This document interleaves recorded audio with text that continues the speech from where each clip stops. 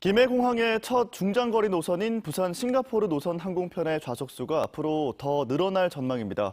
내년 부산 핀란드 노선까지 취항을 시작하면서 중장거리 노선에 대한 기대감이 커지고 있지만 문제는 역시 포화 상태인 김해공항입니다. 류재민 기자입니다. 지난 5월부터 주 4차례 부산 싱가포르 노선을 운항한 실크에어. 승객들이 적을 거란 우려와 달리 여행객들이 늘어나면서 항공 수요도 덩달아 커졌습니다. 운항 초기 실크에어의 편당 탑승률은 81%에서 출발해 다음 달 90%에 육박할 정도로 크게 증가했다 잠시 주춤했지만 다시 증가세를 보이고 있습니다. 이른 아침부터 싱가포르 직항 노선을 타려는 승객들이 몰려 수속 카운터 앞은 이렇게 긴 줄이 이어지고 있습니다. 앞으로는 싱가포르 직항 노선 항공편 좌석이 더 늘어나게 됩니다. 싱가포르 항공이 기존 162석 규모의 실크에어 소속 보잉 737-800기 대신 비즈니스 클래스 30석, 이코노미 255석을 포함한 285석을 갖춘 대형 항공기 에어버스 330-300기를 투입해 직접 운항에 나서기 때문입니다. Demand for Silk Air's Busan flights has been very encouraging, with the route proving to be another popular gateway into Korea, complementing Singapore Airlines' 4 daily services to Seoul. 지난 7월부터 같은 노선 운항을 시작한 제주항공도 평균 탑승률이 꾸준히 늘고 있는 데다 내년 3월엔 부산 핀란드 노선 취항까지 앞두고 있어 김해공항 중장거리 노선에 대한 기대감은 커지고 있습니다. 앞으로 더 동남권 시민들의 편의 제공 위해서 싱가포르뿐만 아니라 내년 3월 달에 헬싱키 노선, 유럽 노선, 직항 노선을 개설했고 차후에는 자카르타라든지 헬싱키라든지 이런 중장거리 노선이 필요하지 않겠나 지속적으로 노력해 나갑니다. 하지만 이미 포화 상태에 이른 김해공항이 늘어나는 중장거리 노선을 감당할 수 있을지는 의문으로 남아있어 김해공항 확장안에 신속한 검증을 요구하는 목소리도 더 커질 전망입니다. MBC 뉴스 류재민입니다. 이르면 2022학년 대입부터 주요 대학을 중심으로 수능 위주 전형인 정시 확대가 적용될 가능성이 높아지고 있습니다. 이렇게 되면 부산을 비롯한 지역 학생들은 오히려 불리해질 수도 있다는 우려의 목소리가 나오고 있습니다. 정세민 기자입니다. 정부가 고심 중인 정시 확대가 적용될 경우 전문가들은 한결같이 지역 학생들에게 불리해진다고 강조합니다.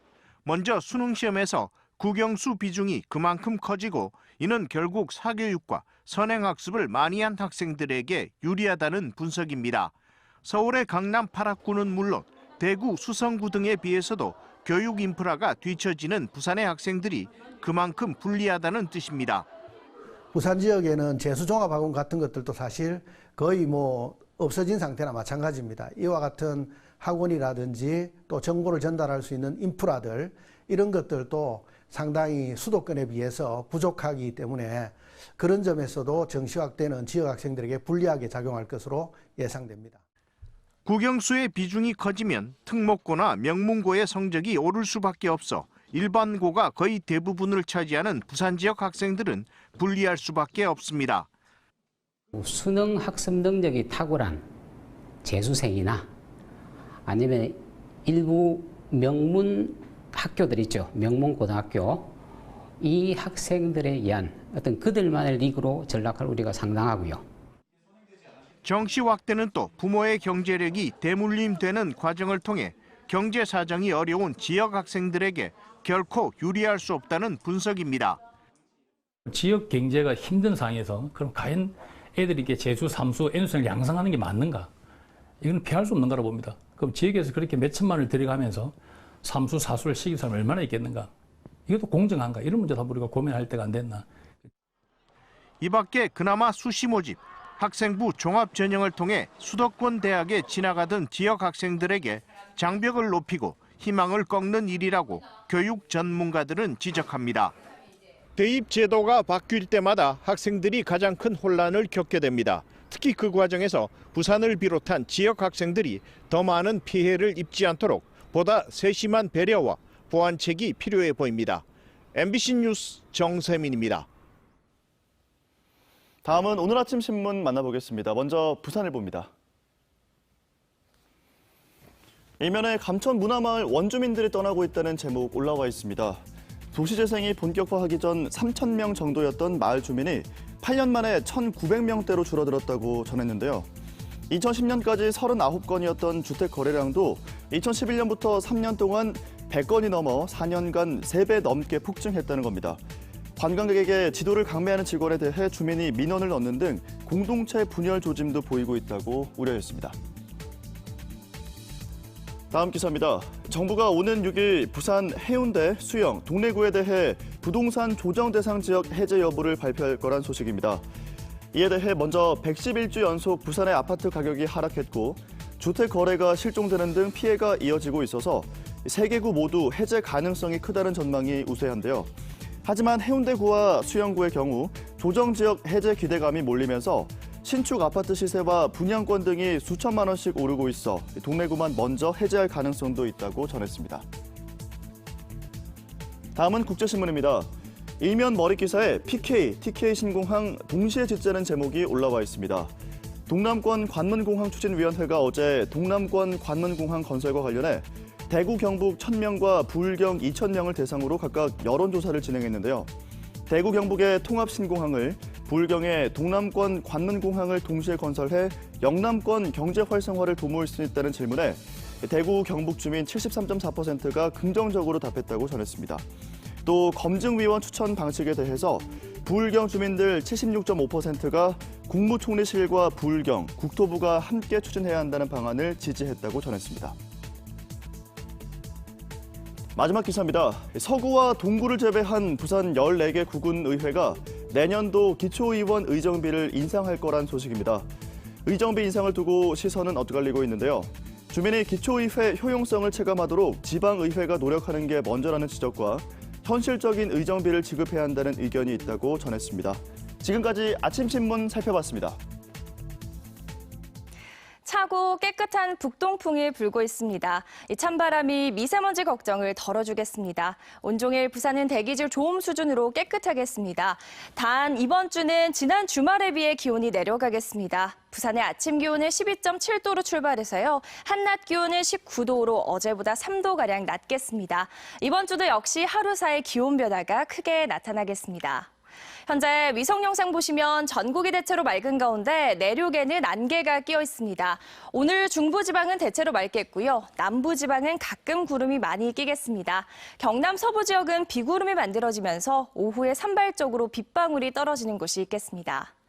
이어서 자세한 지역별 기온 살펴보겠습니다. 내륙을 제외한 대부분 지역의 아침 기온이 10도를 웃돌고 있는데요. 한낮 기온은 부산과 양산이 19도, 창원은 18도로 어제보다 2도에서 5도가량 낮겠습니다.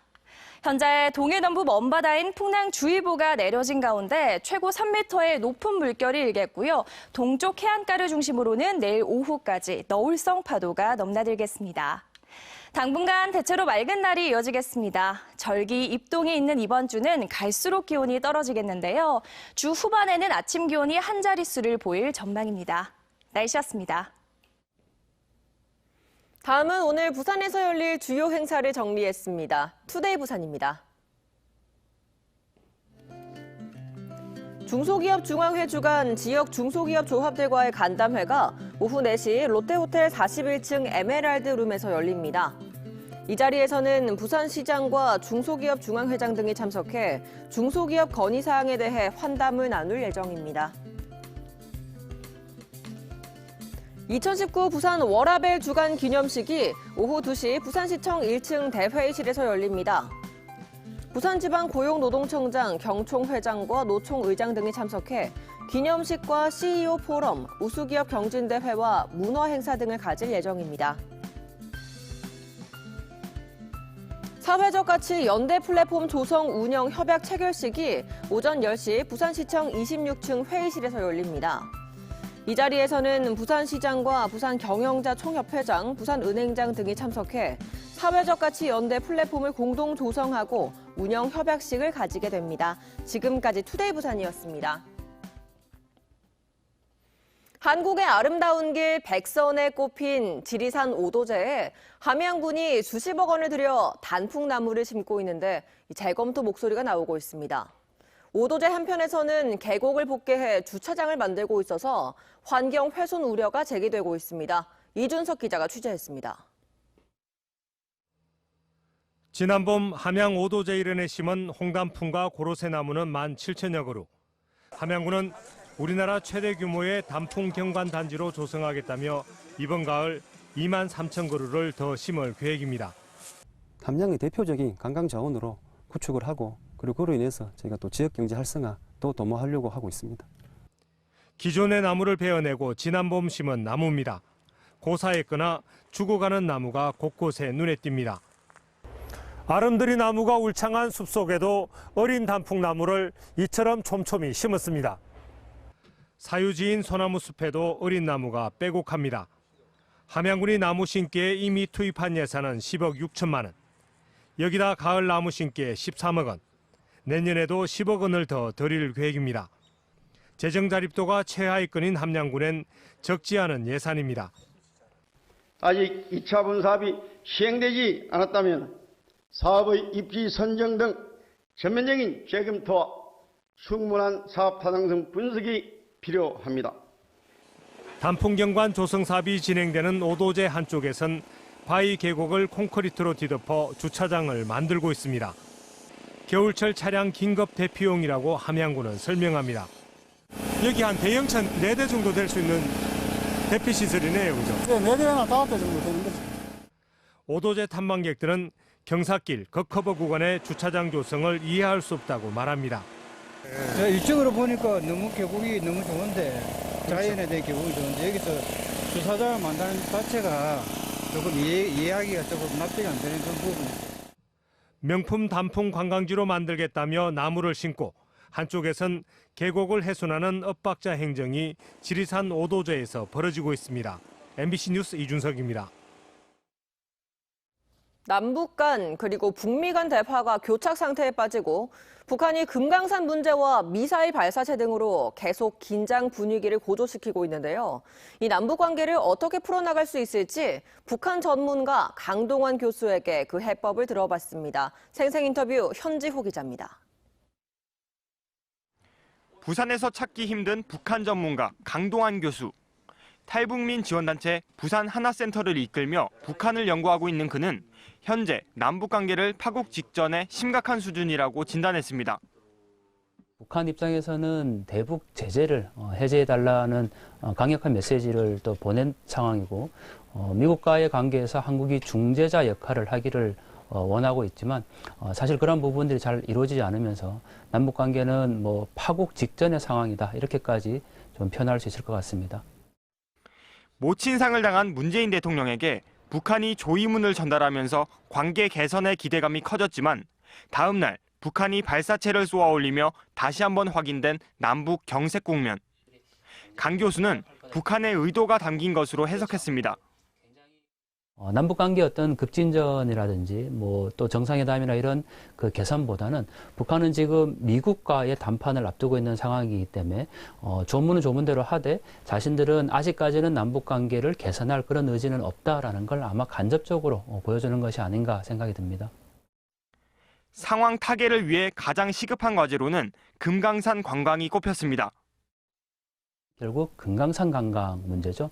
얼마 전에 남측 시설을 철거해라라고 지시를 했고 또 우리 정부가 북한에 대해서 대화를 요청했음에도 불구하고 단 하루 만에 바로 연락이 왔지 않습니까?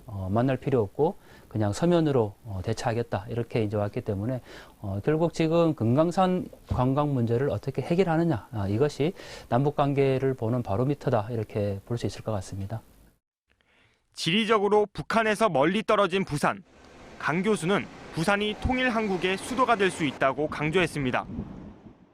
시베리아 행정철도와 연결될 수 있는 역이 바로 부산역에 있기 때문에 굉장히 다양한 이런 자원들을 활용하면 통일의 수도라는 의미로 활용할 수 있을 것 같고. 부산만이 가진 콘텐츠로 남북 관계를 새롭게 바라봐야 한다는 게 그의 계획. 부산은 전쟁 이후에 남겨진 유적들이 굉장히 많습니다. 감천문화마을, 또 세계 유일의 유엔의 공식 묘지인 유엔 기념공원, 또 국제시장, 또 임시수도 기념관 이러한 자원들은 우리가 반드시 기억하고 또 활용해야 될 지역의 문화유산 콘텐츠라는 거죠. 이런 자원들을 우리가 연결해서 새로운 통일교육, 새로운 통일과 평화 교육이라든지. 강 교수는 앞으로 탈북민과 함께 남과 북이 함께 잘 살 수 있는 길을 찾도록 노력하겠다고 힘주어 말했습니다. MBC 뉴스 현지호입니다.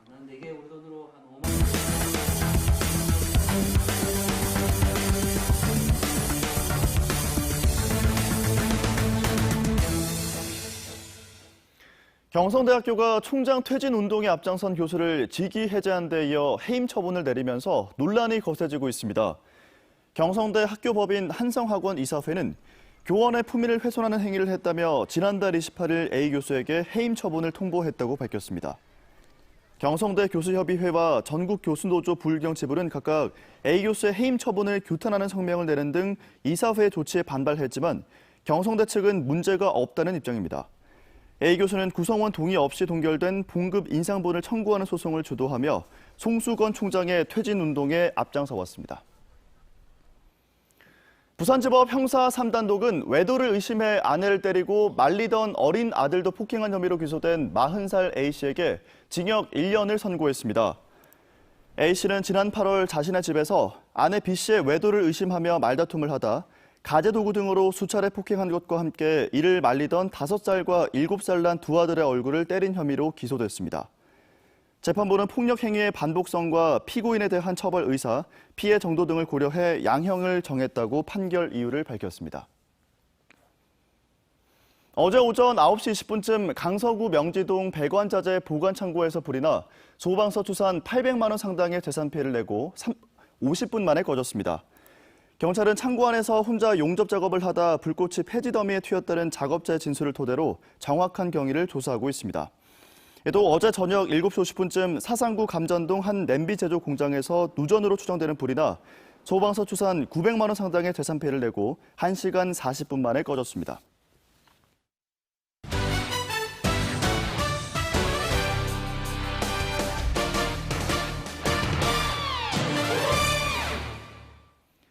부산 아이파크는 어제 서구 구덕 운동장에서 열린 아산 무궁화의 경기에서 3대2 역전승을 거뒀습니다. 전반 5분 이상준의 골로 앞섰던 부산은 18분 아산의 동점골을 허용하고 전반 종료를 앞두고 역전당했지만 후반 23분 이동준이 동점골을 터뜨린 뒤 호물로가 결승골을 터뜨려 전세를 뒤집었습니다. 부산은 아산과의 시즌 상대 전적을 3승 1패로 마무리하며 시즌 16승 12무 5패를 기록했습니다. 부산은 오는 9일 서울 잠실 올림픽 경기장에서 서울 이랜드와 시즌 마지막 경기를 펼칩니다. 부산의 연고지 남녀 프로농구팀이 모두 승리에 실패했습니다. 여자 프로농구 부산 BNK 썸은 어제 금정구 부산 BNK 센터에서 열린 신한은행과의 1라운드 마지막 경기에서 68대 73으로 졌습니다. BNK는 1쿼터 다미리스 단타트스 등의 활약을 앞세워 22대 17로 앞섰지만 2쿼터 신한은행의 석점슛을 내주고 골밑 득점을 잇따라 허용하며 역전당한 뒤 결국 완패를 당했습니다. 남자 프로농구 부산 KT도 어제 전주체육관에서 열린 전주 KCC와의 원정 경기에서 67대 73으로 졌습니다. KT는 1쿼터 초반부터 줄곧 끌려가며 3쿼터까지 46대 58로 뒤지다 4쿼터 연속 득점으로 6점 차이까지 따라갔지만 경기를 뒤집지는 못했습니다. 부산시는 폐기물을 불법으로 처리한 혐의로 부산 지역 업체 15곳을 적발해 형사 입건하고 이 가운데 11곳은 관할기관에 행정처분을 내릴 것을 통보했습니다. 부산시는 지난 8월부터 2달간 폐기물 불법 처리 근절 기획 수사를 벌인 결과 폐기물 처리업자 준수 사항을 지키지 않은 업체 7곳과 폐기물 처리를 신고하지 않은 4곳, 처리업 변경 허가를 이행하지 않은 1곳 등을 적발했다고 밝혔습니다. 부산시의 창업촉진지구 지정계획에 관한 시민공청회가 오늘 오후 센텀 기술창업타운에서 개최됩니다. 부산의 창업촉진지구는 센텀과 문현, 부산역과 사상 스마트시티, 영도 등 5곳으로 각 촉진지구별 일자리 창출과 창업 활성화에 대한 의견 수렴이 진행될 예정입니다. 부산시는 이번 공청회에서 제시된 의견을 사업 추진에 적극 반영해 창업기업 지원에 나설 계획입니다. 차고 깨끗한 북동풍이 불고 있습니다. 온종일 부산은 대기질 좋음 수준으로 깨끗하겠는데요.